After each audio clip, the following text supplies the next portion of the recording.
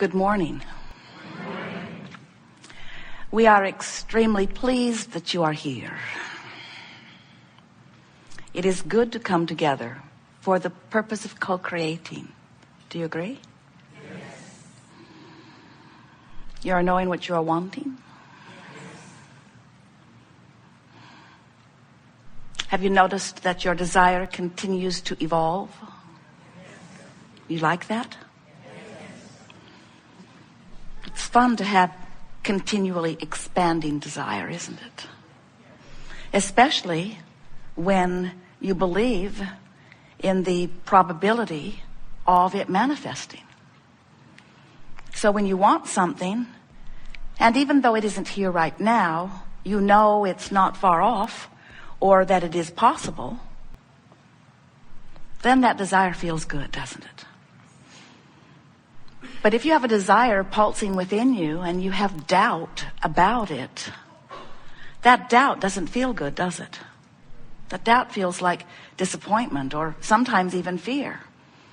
So a desire feels good when it is believed, but not good when it is not believed. Would you agree with that? And so what makes a desire believable? That's really what we want to talk about. What makes you believe in what you want? For most people, they have to have evidence. Sometimes people say, well, I believe I can do it because that person has done it. So therefore, it is believable to me. That makes sense, doesn't it? Others say, well, just because that person can do it doesn't mean I can do it. So I believe in their ability to do it, but I don't believe in my ability to do it. That desire doesn't feel so good. In fact, it feels worse than ever, because you want something, you see others achieving it, they flaunt their achievement, don't they? They're all around those successful ones, flaunting their thinness, flaunting their prosperity, flaunting their agility, flaunting their healthiness. They don't mean to flaunt it, but if somebody's got something you want and you don't believe you can have it, their having it feels like they're flaunting it. Feels like they are showing off with their success of your desire. When you gain confidence in these laws of the universe, you'll be joyful no matter where you stand in relationship to anything you want. So when we began here today, we asked the question, so what's this belief thing? I want it, but I don't believe it because I haven't yet seen it. So a logical person would say, well, if I haven't seen myself do it, but I need to believe I can do it in order to do it, doesn't it seem impossible? And we say, not when you believe in the laws of the universe, not when you understand law of attraction, not when you understand that you are non-physical energy first and foremost. You don't have to believe that you can accomplish that specific thing. You just have to believe that you can accomplish anything.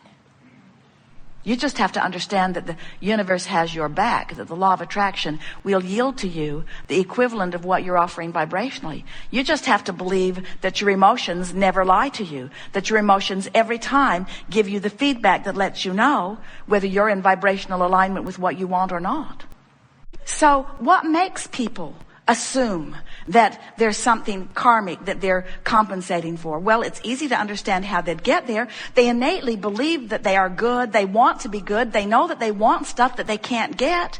And they're outside the vortex trying to make it happen, through words and action, not lining up with the energy that will allow it to happen, but struggling really hard to make it happen. And finally they just get weary and they say, oh, don't tell me that I create my own reality. I don't want to hear that because I've wanted that for a long, long time. Don't tell me that when I ask it is given. If that's true, then where's my stuff? I've been asking. I don't think it's been being given. And then to explain why when they innately know that it should be going better for them and it isn't, then they come up with all of the screwiest explanations about why things aren't going better. It's my mother's fault. It's the government's fault. It's my husband's fault. It's my wife's fault. It's my child's fault. it's the fault of karma. I must have done something screwy in a past life, and now I'm coming back to do it again, you see. And so that's the reason that we don't talk about karma in the way that most people mean it. There is nothing in anything that we know that even remotely resembles what most people mean when they talk about karma. Now, are you an eternal being? Yes. So that's kind of karmic. Are you source energy at the same time that you're here? Yes. So that's sort of karmic. Do you come back and have other experiences? Yes. But every time, see, here's how it works. So here you are in this physical body, knowing what you do want, knowing what you don't want, asking for more. And we've been talking all day here today about closing the gap. Hopefully while you're here in this physical body, but some don't. Some just get more and more and more of a spread between who they're letting themselves be and who they are. And then they have their closing of the gap during that releasing into the non-physical, what you call the death experience. But once reemerged back into non-physical, they now stand as the culmination of all that life has caused them to be. All that they were before they were in this body and all that they've been since. You are an expanding being, an expanding consciousness, an expanding energy. Yes, yes, yes. And when you make your decision to come back again, and you will, because it's great fun. This is the leading edge. This is where it's at. This is where the expansion begins and ends, if you will allow it. You come from this framework of who you are. You, in this time-space reality, are putting all kinds of things into this vortex of creation that future generations will benefit from. But it doesn't need to only be future generations. You all could get into the vortex now if you would use the power of your mind to get in there, and you could benefit from it right here and now. But if you don't, it doesn't matter, because who you really are has become that, and when you reemerge into physical again, you will come from that vantage point. Haven't you noticed that about the children that are coming forth? Don't they just know stuff? Don't they know stuff? Esther visits with her grandchildren, and she can hardly believe that they know stuff she just learned from Abraham. I just learned that, and you were born knowing that? You sort of understand, don't you, that you are more than you see here in these physical bodies? You are vibrational beings. You are source energy in physical form. You were non-physical energy before you expressed yourself here in this physical body. But when this you that you know as you was born into this magnificent physical body, the larger part of you still remains non-physically focused. Over time, man has tried to define that part of you. Sometimes you call it soul, or source, or God. We want you to understand that no matter what you call it, the larger part of you will always be non-physically focused, and the larger part of you will always be the holder of the leading edge desires that you have launched from your physical experience. In other words, sometimes physical humans have it backwards. They say, oh, non-physical is source-like, and it's all finished because it's not coming forth to suffer anymore. It's not coming forth to strive or to progress. And here we are, humble humans that we are, here serving our whatever it is, and learning and growing or climbing the karmic wheel or whatever. And hopefully we'll be able to prove ourselves worthy enough that we can return to heaven and never have to come back to earth again. And we say, you could not have it more screwy, because you are source energy, you are eternal beings, you are non-physical energy, and you love to send a part of that which is you into a leading edge experience where the environment can evoke from you new ideas of expansion, the evolution of all that is, not just the species on your planet, the evolution of all that is happening because of this leading edge time-space reality that you are focused within. So as you come forth and you are exposed to contrast and you know what you don't want, rockets of desires exude from you. And the non-physical part of you, that larger eternal part of you, rides that rocket and holds steady to that vibrational frequency. Now you're constantly amending it, but the source within you constantly holds to your new decisions. And every negative emotion that you ever feel, every single one, you or anyone you know, is because you have in your physicality expanded vibrationally to a new place. The larger part of you is holding to that new vibrational latitude, but negative emotion within you means you're not keeping up. You expanded, but your thoughts are still focused upon the contrasting environment that caused the expansion. It's like someone going to their mailbox, finding more bills than they can pay, feeling awful about it because they want to be responsible and keep their promises. They actually feel fear because they are focusing upon the exact opposite of what they want. They want prosperity. They're focused on the opposite of it. They want to be responsible and keep their commitments. They're focused upon not being able to do that. So as they focus on this reality, they feel negative emotion. Negative emotion, not because they're focused upon reality. Negative emotion because the reality that they're focused upon has them offering a different vibration than their desire. So they take the emotional hit, and we say, fine, nothing wrong with that, because in that exaggerated moment, you launched more rockets of desire. You asked for even more prosperity. You asked for even more ability to keep your promises to the financial lenders. You launched even more rockets to keep your commitments to yourself. You launched even more rockets, but are you following the train of those rockets? Are you making an effort to think about how nice it will be when the money catches up with the vibration? Or are you beating the drum, it's been this way too long? It's hard.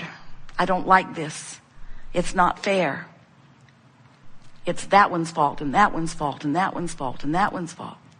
And we say, you have an option in every moment to lean in the direction of who you really are, or lean in opposition to who you really are. And every time you lean in opposition to who you really are, you feel worse. And every time you lean in the direction of who you are, you feel better. This is a vibrational place. In other words, Esther met someone years ago who was going to meditate. And when Esther visited with her, she said, yes, every day we levitate. And Esther said, really? You all levitate? And she said, yes. But when Esther looked in the little window of the room where they were all levitating, they weren't levitating. They were all sitting on the floor. But if Esther had been in the room with them, she would have had the experience of levitation with them. In other words, you have to be in the vortex. You have to be up to speed with who you really are, you see.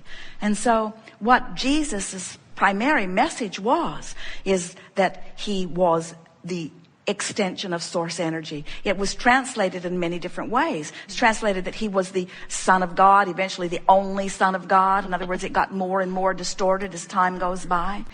But there was nothing that he was saying then or would say to you now that is different than what you are hearing here. And you can tell by the resonance that you feel within you when you find a piece of something that the source within you agrees with.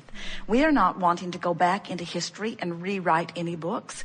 It's not necessary. What we want you to do is to find the feeling place of where you are, acknowledge that there is a larger part of you that you have expanded to, and then feel yourself into resonance with who you are.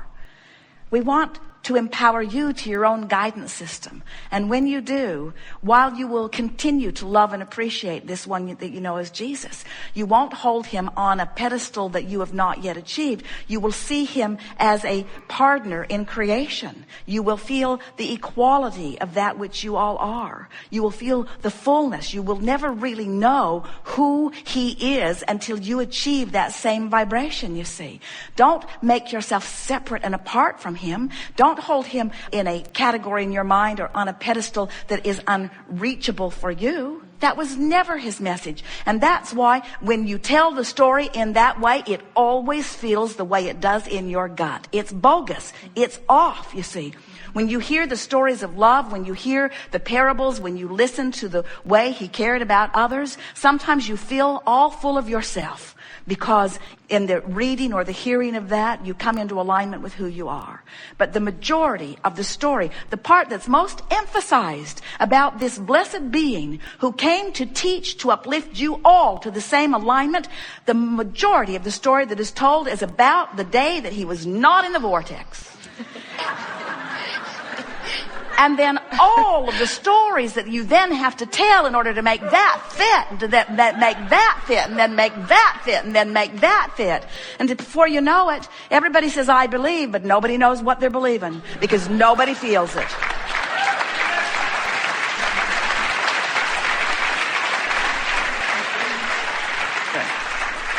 We have enjoyed this immensely. There is great love here for you. We are complete.